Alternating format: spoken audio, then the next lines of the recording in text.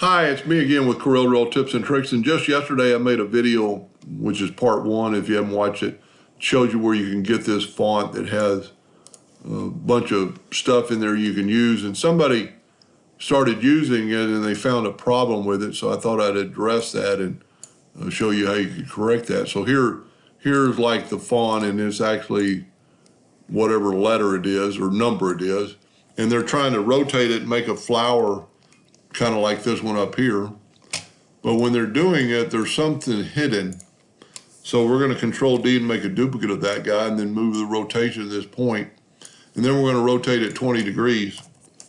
And then we're going to Control D. And see this right here, there's something taking out some of the other parts. But if you even look at it under wireframe, I really can't figure out what's there.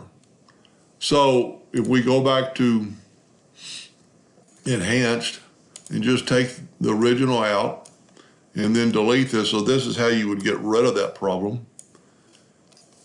And left click, right click, and then fill this in with your Smart Fill tool. And then use the Smart Fill itself and delete this. Now if you rotate it, it doesn't do that. Whatever it is hidden, and I'm going to try to research what is hidden. But if you rotate it 20 degrees, it becomes a perfect flower type arrangement and no hidden part.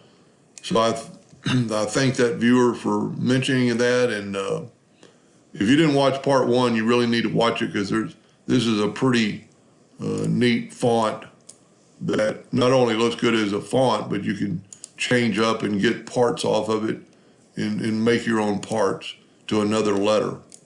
Anyway, I hope that helped a little bit. Thank you for watching.